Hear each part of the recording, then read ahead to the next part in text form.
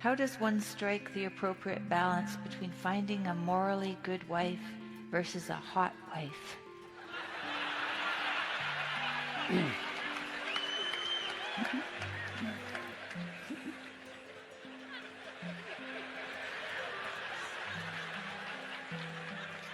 That really is an excellent question. I did great, by the way.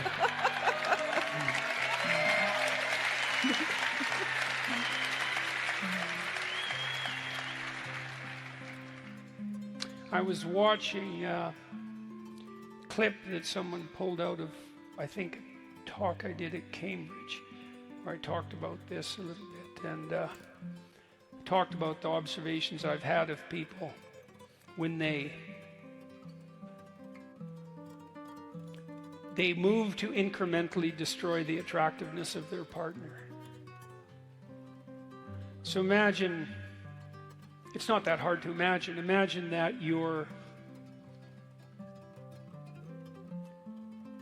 that you have the capacity to become jealous and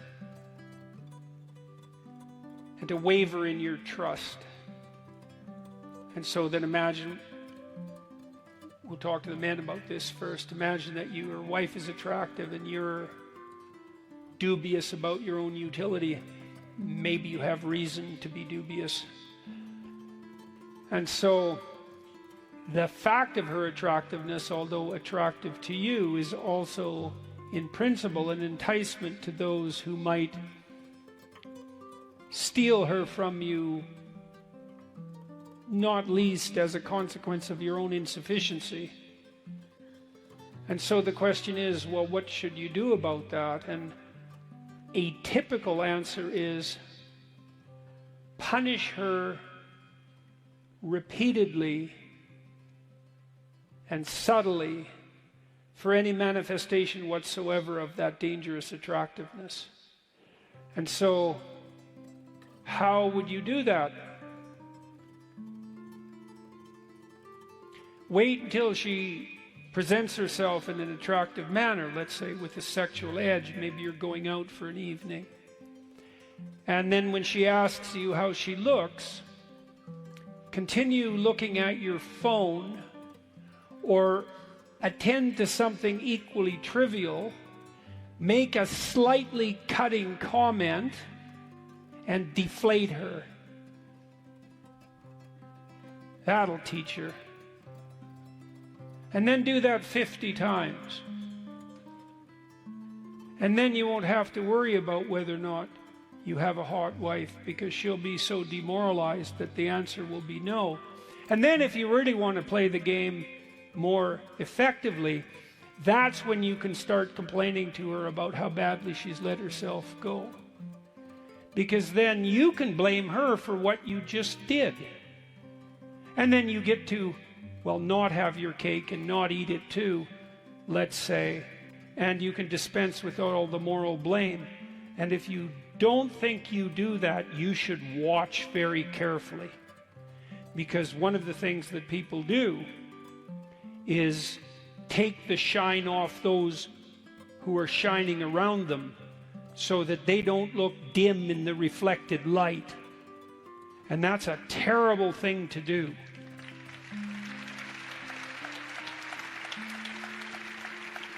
And so then, one of the things you might consider, both of you in a marriage, is when you see your partner do something that you regard as attractive, well, first of all, you need to admit that, right? And that's hard, actually, because you might have moral qualms about your own lust, and you should, because it's a dangerous force. But in principle, you want that sexual tension to exist in your relationship, but you need to have it bounded by the necessity for integrating all the other elements of your life around it, right? It can't be a predominant and impulsive force, because it will break everything apart. So it has an intrinsic danger, and because of that intrinsic danger, that's the danger of sexuality itself, you might have moral qualms about its manifestation in your own soul.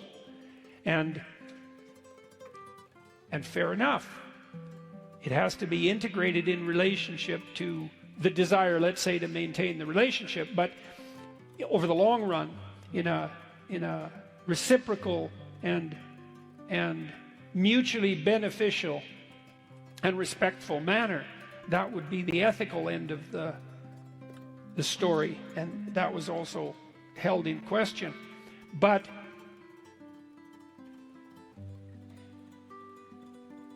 just because something can get out of control doesn't mean that it's intrinsically bad, and I would say that's certainly the case about sexual attraction. And if your partner is doing things that you find attractive, you might think really hard about rewarding that. And then you may find that you're afraid to reward it because you're afraid of your own urges, or you're afraid that if your partner becomes too attractive, they'll leave you.